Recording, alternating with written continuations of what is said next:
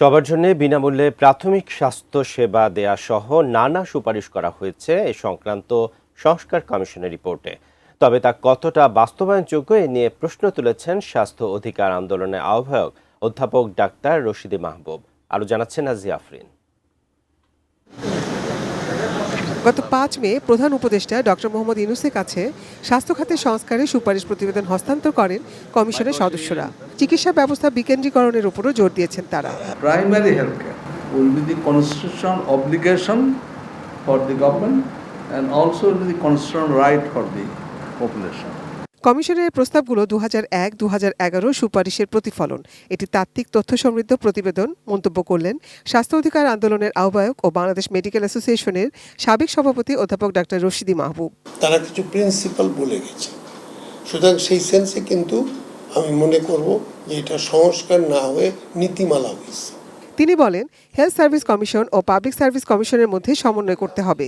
স্বাস্থ্য খাতে চিকিৎসকদের অংশীজনদের কথাও মাথায় রাখতে হবে।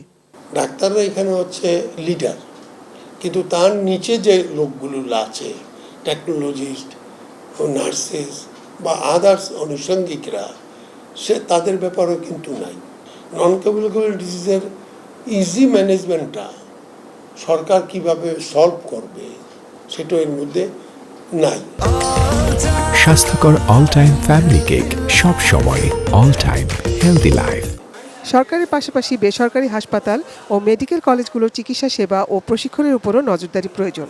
ডাক্তারদের, শিক্ষকদের প্রাইভেট প্র্যাকটিস থাকবে কিনা, স্পেশালি ডাক্তারদেরকে বিসিএস এর দরকার আছে কিনা, কারণ he is more than enough.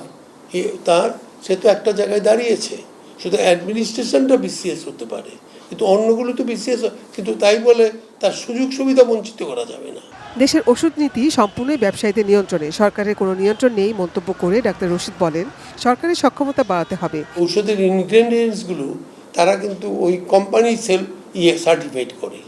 আমি যেটা চেক করব সেই ল্যাবরেটরি আমার ২-১টা আগে ছিল, এখন আছে কিনা আমি জানি না। কোন যন্ত্রগুলো আমরা বিদেশ থেকে আনি তা সার্টিফাই কে করবে? কারণ বিদেশের জিঞ্জিরা অনেক আছে, সেখান থেকে চলে আসে। বেসরকারি, সরকারি সব ল্যাবকেই রেগুলেটরি মেকানিজমে স্ট্যান্ডার্ড ল্যাব করতে হবে।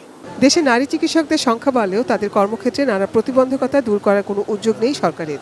একই সঙ্গে উচ্চশিক্ষা ও বিসিএস ক্যাডার হবার প্রক্রিয়াগত জটিলতা নিয়েও কথা বলেন তিনি। নতুন প্রজন্মে মেয়ে ডাক্তার অনেক বেশি, যেহেতু মেয়েদের একটা ন্যাচারাল প্রসেস, সেটা হচ্ছে ফ্যামিলি রেজ করা এবং সার্ভিস দেওয়া, দুইটার সমন্বয় কিন্তু খুব কঠিন। সেই জন্য পৃথিবীর সব দেশেই এদের জন্য কিন্তু স্পেশাল ফর্ম থাকে।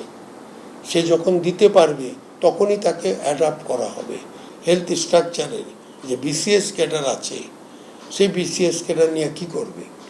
তাহলে হেলথ কমিশন একটা, আর পাবলিক সার্ভিস কমিশন, এই দুইটার সমন্বয় কিভাবে হবে? Nazia Afrin, ATN news, Dhaka.